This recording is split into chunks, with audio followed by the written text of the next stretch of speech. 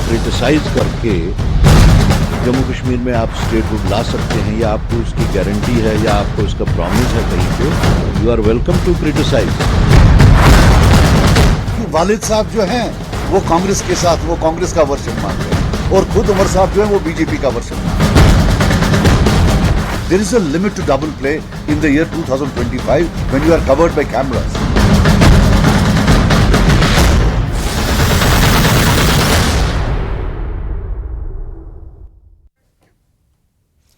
India गठबंधन पर मुख्यमंत्री उमर अब्दुल्ला के बयान पर कांग्रेस प्रदेश अध्यक्ष तारिक हमीद कर्रा ने सवाल उठाए हैं। कर्रा ने कहा कि आलोचना से स्टेटहुड मिलता है तो वो करें।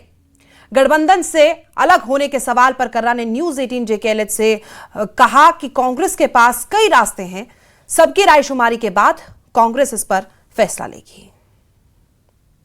मैं ये नहीं कह सकता कि वो एनडीए का हिस्सा बने या क्या करें, वो तो लोग देखेंगे, वो लोग फैसला करेंगे उसका। मैं ये कहता हूं कि ऐसी बातें करने से अगर स्टेटहुड हासिल होता है, आप इंडिया ब्लॉक को क्रिटिसाइज करके इंश्योर करते हैं कि जम्मू कश्मीर में आप स्टेटहुड ला सकते हैं या आपको इसकी गारंटी है या आपको इसका प्रॉमिस है कहीं पे, तो you are welcome to criticize. सरकार जिसका हम हिस्सा नहीं है, उनके प्रॉमिसेस की नॉन डिलीवरेंस की वजह से हम अगर शिकार बनना शुरू हो जाए तो कांग्रेस पार्टी शायद इसको गंभीरता से सोचना पड़ेगा कि किस तरीके से हम इन शिकायतों से अपने आप को बचाएं। किस तरह बचा सकते हैं? तो ऑप्शन एक ही है कि आप अपना समर्थन उनसे वापस लें। नहीं। एक ही तो समर्थन, एक ही चीज है ना, क्योंकि आप गवर्नमेंट में है नहीं, गवर्नमेंट से आपको निकलना नहीं है। आप सिर्फ आपने सपोर्ट ऑफ जो है लेटर ऑफ सपोर्ट उनको दी है, सपोर्ट दे रहे हैं। तो क्या हम माने कि कर्रा साहब ये कह रहे हैं कि आगे चल के अगर ये परेशानियां ये जो है लोगों की परेशानी अगर ऐसे ही रही तो आप विड्रॉ कर सकते हैं अपना? नहीं, मुझे लगता है समीर साहब आप प्री जज कर रहे हैं। There are other ways also, like firstly सबसे पहले तो ये तारिक हमीद कर्रा का इंडिविजुअल फैसला तो हो नहीं सकता। उसके वास्ते हमें एक कंसल्टेटिव प्रोसेस से निकलना होगा, हमें अपने साथियों से पूछना होगा, उनकी राय तलब करने के बाद में जो कंसेंसस बनेगा वो हमने this is one of the options कि आप विड्रॉ कर सकते हैं। वेल, जहां तक ऑप्शंस का ताल्लुक है, ऑप्शंस कई हैं, लेकिन किस स्टेज पे क्या किया जाना चाहिए उसके वास्ते कंसल्टेशन होनी चाहिए। उसके वास्ते I can not commit at this moment. अब आपको उमर अब्दुल्ला का वो पूरा बयान भी समझा देते हैं, जिसके बाद गठबंधन के भीतर भूचाल मच गया है। दरअसल उमर अब्दुल्ला ने कहा था कि विपक्षी इंडिया गठबंधन की वर्तमान हालत विशेष रूप से बिहार विधानसभा चुनावों के बाद हम एक तरह से जीवन रक्षक प्रणाली पर हैं, लेकिन कभी कभी कोई अपना चप्पू निकालता है और हमें थोड़ा झटका देता है और हम फिर से उठ खड़े होते हैं। उन्होंने कहा दुर्भाग्य से बिहार जैसे परिणाम आते हैं और हम फिर से नीचे गिर जाते हैं और फिर किसी को हमें आईसीयू में ले जाना पड़ता है। तो ये बयान मुख्यमंत्री उमर अब्दुल्ला ने दिया था, जिसके बाद आपने सुना कि कांग्रेस प्रदेश अध्यक्ष तारिक हमीद कर्रा ने कहा कि हो सकता है गठबंधन में जो समर्थन है वो वापस लिया जाए। सीधा सीधा जवाब तो उनकी तरफ से इस पर नहीं दिया गया है, लेकिन उनका कहना है कि और भी कई चीजें हैं, विचार किया जाएगा, रायशुमारी की जाएगी और सब मिलकर जो फैसला लेंगे उसी पर फिर चर्चा करेंगे। हालांकि अंदरूनी कलह बहुत लंबे समय से एनसी और कांग्रेस के बीच में देखी जा रही है। वो शुरुआत तभी हो गई थी जब सरकार बनी थी, पहले विधानसभा चुनाव हुए थे बहुत लंबे समय के बाद, और जब पोर्टफोलियो को लेकर भी कहीं ना कहीं तनातनी दोनों एनसी और कांग्रेस के बीच में देखी गई थी। उसके बाद राज्यसभा इलेक्शन भी हुए थे, उसमें भी नाराज थी कांग्रेस एनसी से। और उसके बाद अगर बात करें जो बाय इलेक्शन हुए थे, उसमें भी कहा गया कांग्रेस की तरफ से कि सेफ सीट हमें नहीं दी गई। नाराजगी लगातार बरकरार है, लेकिन अब क्या कांग्रेस एनसी से समर्थन वापस लेती है या नहीं, वो देखना होगा। हालांकि जब बातचीत की गई तो सीधे तौर पर कुछ साफ निकलकर सामने नहीं आया। और इसी खबर पर ज्यादा जानकारी के साथ हमारे कुछ मेहमान रजनी शेट्टी बीजेपी स्पोक्सपर्सन हमारे साथ मौजूद हैं, आकाश वर्मा जी एनसी से मौजूद हैं और सोहित शर्मा कांग्रेस स्पोक्सपर्सन हमारे साथ मौजूद है। आपका बहुत बहुत स्वागत है। एक इस्तकबाल करती हूं मैं आप सभी का। सबसे पहले मैं एनसी से ही सवाल पूछूंगी। आकाश जी, आपके कह रहे हैं मुख्यमंत्री की शुरू से ही स्थिति ऐसी, आईसीयू में ले जाते हैं और फिर ऐसी, क्या पहले से नहीं है ये सब? जब विधानसभा चुनाव हुए थे तो पोर्टफोलियो को लेकर भी झगड़ा हुआ था, मतलब कहा कि आपने नहीं हमारे मनपसंद पोर्टफोलियो दिए। उसके बाद राज्यसभा चुनाव हुए, उसमें भी हमने देखा कि आपने हमें सेफ सीट नहीं दी। बाई इलेक्शन हुए, उसके बाद भी हमने देखा। लेकिन इसके बाद भी जब स्टेटहुड का मुद्दा, जो कि सबसे बड़ा मुद्दा है जम्मू कश्मीर में, उसमें भी कांग्रेस एक ऐसा आंदोलन कर लेती है जिसके बारे में एनसी को पता भी नहीं होता। तो ये स्थिति अभी नई नहीं है, ये पहले से ही थी। आपका क्या कहना आकाश जी? जहां तक इंडिया ब्लॉक का सवाल है तो नेशनल कॉन्फ्रेंस पहले भी इंडिया ब्लॉक का हिस्सा थी, आज भी है और आगे भी रहेगी जी। जहां तक कांग्रेस की का जो जेएंडके का यूनिट है, मुझे लगता है कि वहां पर कहीं ना कहीं कोई मिसअंडरस्टैंडिंग जरूर होती है। आपने बिल्कुल सही फरमाया कि जब इन्होंने स्टेटहुड का आंदोलन शुरू करना था उसमें नेशनल कॉन्फ्रेंस को इन्होंने बिल्कुल भी कॉन्फिडेंस में नहीं लिया।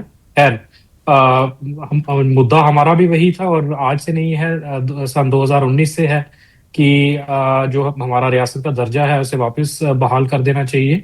जहां तक आपने पोर्टफोलियोज की बात की तो मैं आपको अभी भी बता दूं कि पोर्टफोलियोज अभी तक सारे के सारे जो हैं वो दिए नहीं गए हैं। सिर्फ 4 कैबिनेट मिनिस्टर्स बनाए गए थे। उसके अभी जो नई कैबिनेट रीशफल होगी उसमें उसका आने वाले समय में पता चलेगा। जहां तक आपने बात की कि राज्यसभा की सीट्स को लेकर, तो मैं भी उसमें क्लियर करना चाहता हूं कि राज्यसभा की सीट के ऊपर भी हमने इनको जो 4th सीट थी वो ऑफर की थी, क्योंकि 3 सीट्स तो हम ऑलरेडी उस पोजीशन में थे कि हम उसको बड़ी आसानी से जीत सकते हैं। और 4th सीट पे हम क्यों कांग्रेस को उतारना चाहते थे, क्योंकि जो बाकी लाइक माइंडेड पार्टीज हैं जो शायद नेशनल कॉन्फ्रेंस को डाइजेस्ट नहीं कर सकते, लेकिन कहीं ना कहीं कांग्रेस के लिए उनकी एक्सेप्टेबिलिटी बन जाती और बड़ी आसानी से हम जो 4th सीट थी वो भी हम ले सकते थे। जहां तक नगरोटा विधानसभा की मैं बात करूं तो उसमें भी नेशनल कॉन्फ्रेंस ने कांग्रेस को एक ओपन इन्विटेशन दिया था कि आप अपने किसी भी कदावर नेता को यहाँ पर उतारिए और नेशनल कॉन्फ्रेंस आपका पूरा समर्थन करेगी। देखिए, ये मुझे लगता है कि ये पार्टी जो कांग्रेस की आला कमांड है दिल्ली में, वहां पर कोई कंफ्यूजन नहीं है। ये कंफ्यूजन जरूर जेएंडके के यूनिट में है और उसमें मुझे लगता है कि जो कांग्रेस के प्रवक्ता यहाँ बैठे हैं वो ज्यादा इसको डिटेल में बता सकते हैं। जहां तक उमर अब्दुल्ला साहब का सवाल है, मैं आपको ये बताऊं कि उमर अब्दुल्ला साहब he is the leader who calls a spade. जहां तक उनकी बात किसी को बुरी लगे, वो एक ब्लंट लीडर है और वो अपनी बात को जो है डायरेक्टली कहने का दम रखते हैं। तो बाकी इंडिया ब्लॉक का जो जहां तक आपने जिक्र किया, तो जब कर्नाटका और हिमाचल में कांग्रेस की जीत हुई तो क्योंकि नेशनल कॉन्फ्रेंस हमेशा से कांग्रेस की अलाई रही है और हमें भी कहीं ना कहीं उम्मीद थी कि कांग्रेस का एक अच्छा प्रदर्शन निकलेगा। जब 2024 में लोकसभा के चुनाव हुए तो उसमें भी हम पुरुम्मीद थे कि कांग्रेस का अच्छा प्रदर्शन होगा और हुआ भी। लेकिन फिर दोबारा से जब बिहार जैसा रिजल्ट सामने आ जाता तो कहीं ना कहीं हम जैसी जो स्टेट में कन्फाइंड हैं पार्टीज, पॉलिटिकल पार्टीज, उनका थोड़ा सा दिल टूट जाता है। तो उसी को लेकर उमर अब्दुल्ला साहब ने ये बयान दिया कि आप थोड़ा सा जो अपने पार्टी का काडर है उसमें मोबिलाइजेशन की बहुत जरूरत है और अगर वो टाइम टू टाइम होती रहेगी तो जरूर कांग्रेस भी एक बड़ी पार्टी उभर कर आएगी हमारे देश भर में। जी, सोहित शर्मा जी, एक क्षेत्रीय पार्टी आपको समझा रही है गठबंधन का धर्म, आपकी अपनी भूमिका तो रही नहीं, आकर इतनी सीमित हो गई है कि नाराजगियां आप देख रहे हैं, लेकिन नाम के लिए आपको रख लिया जाता है, काम होते ही फिर हटा दिया जाता है, क्या कहेंगे? बात ऐसी है कि जिस तरह से हमारे एनसी के प्रवक्ता ने जो बात रखी है जी, मैं तो देख के हैरान होता हूं कि किस तरह से उमर अब्दुल्ला जी बिहार के इलेक्शंस को देखकर घबरा गए हैं। अरे घबराने की बात नहीं है। इंडिया गठबंधन जो बना हुआ है वो एक आंदोलन के तौर पर बना हुआ है। आप देख रहे हैं कि किस तरह से वोट चोरी हो रही है और किस तरह से राहुल गांधी जी हर बार प्रेस कॉन्फ्रेंस कर हर एक चीज को डिटेल से बता रहे हैं। अब प्रॉब्लम यहाँ पे आ जाके खड़ी हो जाती है कि जो इलेक्शन कमीशन है वो सुनने को तैयार नहीं है। जो हालात बन रहे हैं आपने देखा नहीं, क्या हरियाणा में क्या हालात बने या महाराष्ट्र में क्या हालात बने और उसी तरह से बिहार में किस तरह से हालात बने और किस तरह से हरियाणा से लोगों को भर भर के ट्रेनें बिहार पहुंच रही थी। तो कहने का मतलब ये है कि उमर जी को सोचना चाहिए कि हम किस संघर्ष से जूझ रहे हैं और जिस तरह से जो हालात इस समय पूरे भारत में बने, तो उसमें उमर जी का भी फर्ज बनता है कि इंडिया अलायंस के साथ कदम से कदम मिला के खड़ा होना चाहिए। और जैसे बिहार की बात लेकर चले हैं, मुझे नहीं लगता ऐसी बातें होनी चाहिए इस चीज में। और सबसे बड़ी बात यह है कि हमें इस बात की तरफ भी सोचना चाहिए कि अगर इंडिया अलायंस बना है और जम्मू कश्मीर में कांग्रेस ने एनसी का सहयोग किया है, एक तरफ पीडीपी भी थी, वो भी इंडिया अलायंस का हिस्सा थी, लेकिन पूरे विश्वास के साथ कांग्रेस एनसी के साथ चली है। लेकिन एनसी का भी कहीं ना कहीं फर्ज बनता था कि वो कांग्रेस को साथ लेकर चले। और कहीं ना कहीं जिस तरह से उमर साहब जो बयान देते हैं, ये बयान कहीं ना कहीं ऐसा महसूस होता है कि ये एक तरफा बयान आ रहा है। और फारूक अब्दुल्ला साहब का जब बयान सुनते हैं, वो देखे तो वो उनका एक तरफ से अलग से बयान आता है। तो उसको कहने का मतलब उमर साहब को इस बारे में सोचना पड़ेगा। ये एक संघर्ष का माहौल है और इंडिया अलायंस इस संघर्ष के साथ चल रही है। और हमारा सबसे बड़ा मकसद है वोट चोरी को रोकना और जम्मू कश्मीर को संभालना, उसको एकता की ओर लेकर जाना। लेकिन इस बारे में उमर अब्दुल्ला साहब को सोचना पड़ेगा। जी रजनी जी, आप क्या कहेंगी? जब इंडिया गठबंधन बना था तो जो माहौल था, तमाम दल एक साथ हो गए थे। फिलहाल की तस्वीरें कुछ और हैं, उसके बाद 38 दल तो आपके भी इकट्ठे हुए थे, लेकिन तस्वीरें बदल गई हैं रजनी जी। जी बिल्कुल, एक नेशनल पार्टी आज रीजनल पार्टी के आके घुटने टेक गई है, ये देखने को मिल रहा है। क्योंकि इस नेशनल पार्टी ने पूरे देश में भ्रष्टाचार किया था अपनी सरकारों के दौरान। आज ये मजबूर हो गए एनसी के साथ गठबंधन बनाए रखने के लिए। पिछले 1.25 साल से एनसी इनसे पूछ नहीं रही। ये नाम मात्र कोalition में है, मगर कहीं पे इनकी हाजिरी मानी नहीं जाती, कोई मीटिंग में इनको बुलाया नहीं जाता। शायद मुझे लगता है कराची उस फ्रस्ट्रेशन से ये बयानबाजी कर रहे हैं। मगर ये सच्चाई है कि जो इंडिया ब्लॉक बनाया गया था वो कहीं ना कहीं सिर्फ भाजपा को रोकने के लिए बनाया गया था। ना इनकी कोई आइडियोलॉजी थी, ना इनका कोई रोड मैप था। इनको अपनी कुर्सियां बचाने के लिए ये गठबंधन बनाना पड़ा। मगर उमर अब्दुल्ला जी जब से सरकार में आए हैं, उन्होंने कांग्रेस को बता दिया कि उनका वजूद ना पूरे देश में है, ना पूरे जम्मू कश्मीर में है। 6 सीटों पर ये जम्मू कश्मीर में सिमट कर रह गए, सिर्फ अपने करतूतों के कारण, सिर्फ अपने जो भ्रष्टाचार इन्होंने पूरे देश में किए थे और खासतौर से जम्मू कश्मीर को जो तबाही की कगार पर इन्होंने इतने सालों में लिया। आज जम्मू कश्मीर की जनता समझ गई है कि यहाँ तबाही के लिए अगर कोई जिम्मेवार है तो कांग्रेस की सरकार रही है, चाहे वो 89 के चुनाव के लिए, चाहे उसके बाद भी चुनाव जो भी रहे हैं। कांग्रेस ने जम्मू कश्मीर को तबाह करने के सिवा कोई और काम किया भी नहीं है। देखने को मिल रहा है कि एनसी आज खुद को बचाने के लिए ये सब कर रही है। उनको पता है कांग्रेस से कोई बेनिफिट तो मिलेगा नहीं, मगर कांग्रेस को मजबूरी है उनका पल्ला पकड़ने के लिए, क्योंकि कांग्रेस को अपनी प्रेजेंस शो करनी है जम्मू कश्मीर में कि हम एनसी के साथ जुड़कर बैठे हैं। जितनी बेइज्जत कांग्रेस मुझे लगता है एनसी की सरकार में इस बार 1.25 साल में हुई है, आज तक किसी सरकार में नहीं हुई है। कराची की दुख को हम समझ सकते हैं। एज ए अध्यक्ष उन्होंने अपना दुख जाहिर किया है कि अगर वो इस तरीके की बयानबाजी उमर अब्दुल्ला जी करेंगे तो कहीं ना कहीं गठबंधन से बाहर जाएंगे। मुझे लगता है कि अगर किसी का जमीर जिंदा है तो ऐसा स्टेप उठाना जायज भी है। जी ठीक है, शोष शर्मा जी जवाब दे दीजिए रजनी जी का। कह रहे हैं कि आप तो स्थिति बिगड़ गई है एकदम।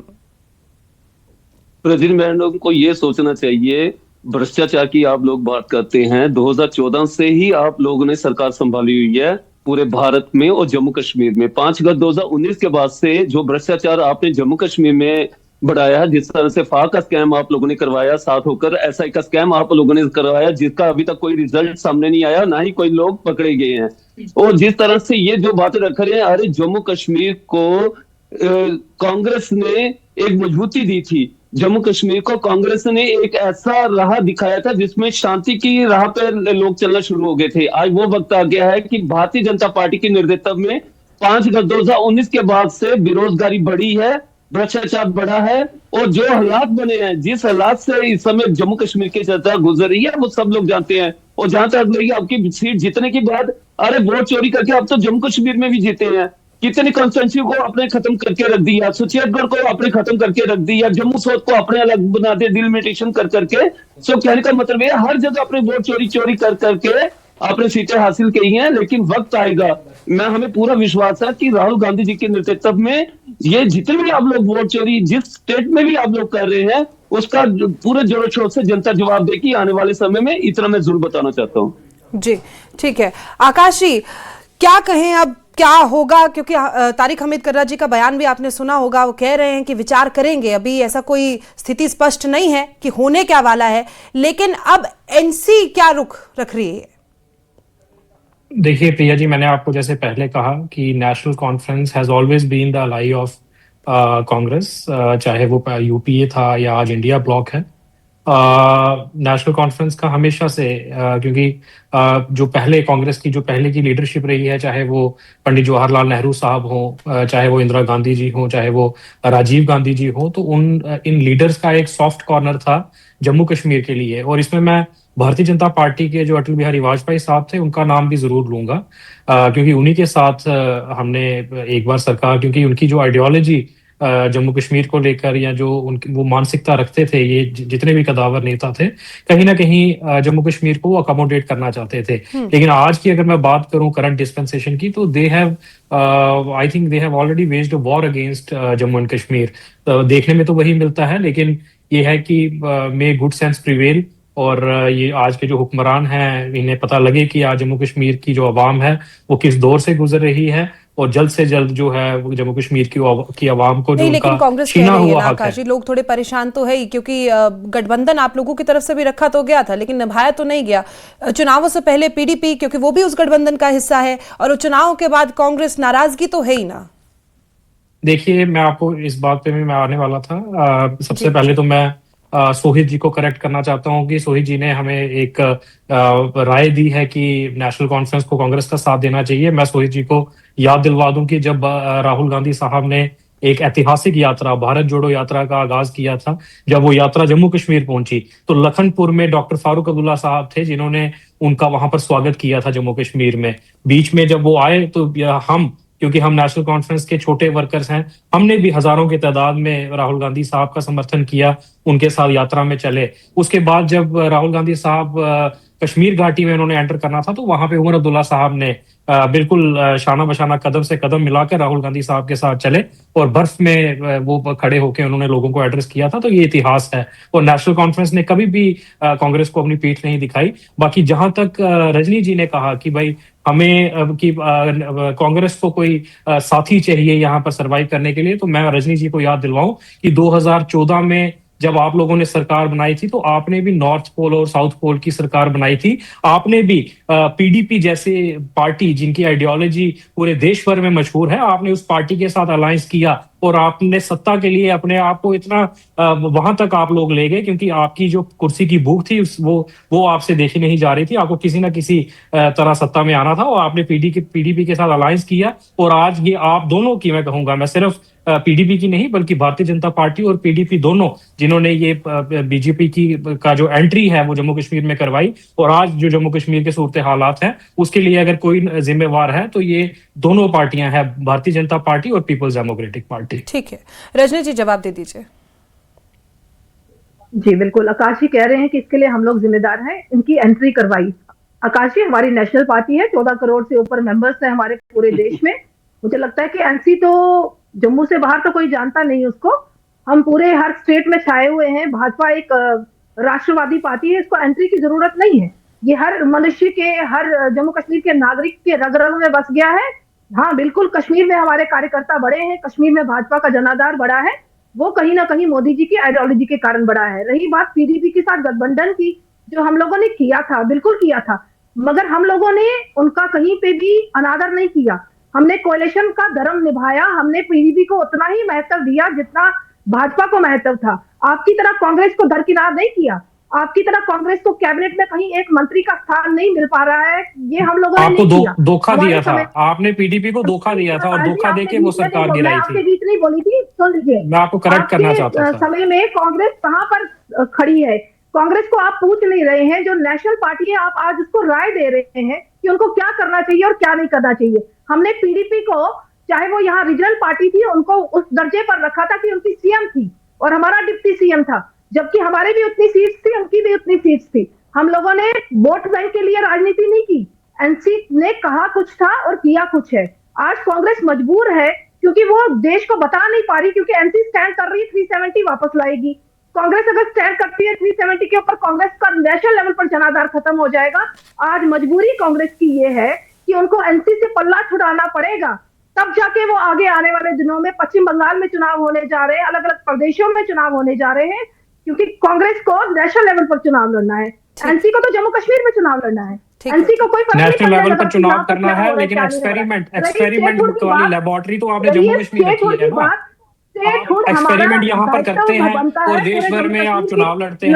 अभी वंदे मातरम वाला ले लीजिए आप, वंदे मातरम को यहाँ पर स्ट्रिक्टली इम्पोज करने का जो एक आपका जो जरिया था वो यही था कि आपको वेस्ट बंगाल में इलेक्शन लड़नी है। बाकी जहां तक आप कहते हैं कि कांग्रेस को आपने सलाह दी, तो हम तो सलाह आपको भी दे रहे हैं। हम तो कह रहे हैं कि जम्मू कश्मीर के लोगों को उसके जो हकूक है वो वापस दे दीजिए, मगर आप हमारी बात मान नहीं रहे, क्योंकि आपको जम्मू कश्मीर आप सिर्फ एक लेबोरेटरी के तौर पे आप यूज करते हैं और इसको यूज करके फिर यहाँ की आवाम को आप कचरे के डब्बे में फेंक देते हैं और उसका जो मुनाफा है वो आप देश भर में लूटते हैं। इस बात को एडमिट कीजिए।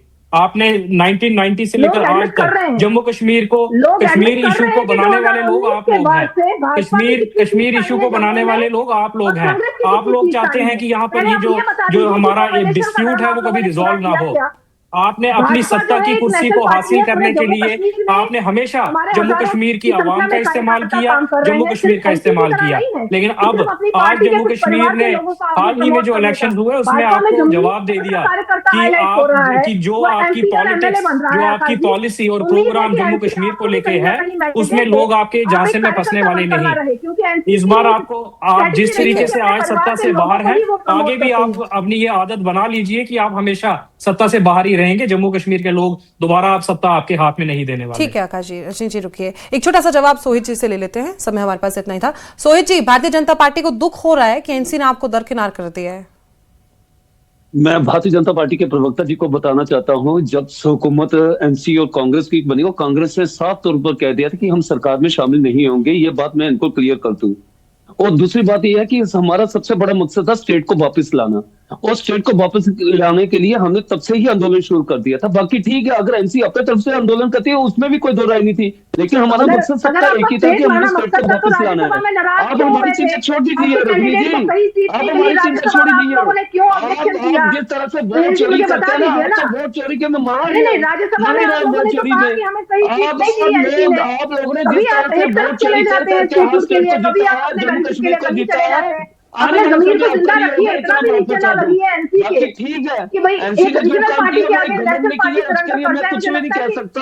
जिस तरह से उन्होंने राज्यसभा में किया या कुछ भी किया तो चलो कोई बात नहीं, ये तो एनसी देखेगी, एनसी आने वाले देखेगी कि एनसी ने कहाँ जाना है कहाँ नहीं जाना है। लेकिन हमारा मकसद एक है कि भारतीय जनता पार्टी को इस देश से बाहर करना है, और जिस तरह से भ्रष्टाचार भारतीय जनता पार्टी ने बेरोजगारी और क्या कुछ भी इन लोगों ने जम्मू कश्मीर और पूरे भारत में किया है, सत्यानाश जड़ करके रख दिया है। इस करके हमारा मकसद एक है, हम जो आंदोलन ठीक है सोहित जी, आप तो ऐसे ही गुस्सा हो रहे हैं, उन्हें तो दया ही आ रही थी कि क्यों एनसी आपका साथ नहीं दे रही है। खैर समय हमारे पास इतना ही था। आप सभी मेहमानों का हमारे साथ जुड़ने के लिए बहुत शुक्रिया। सोहित जी समय इतना ही था, बहुत शुक्रिया।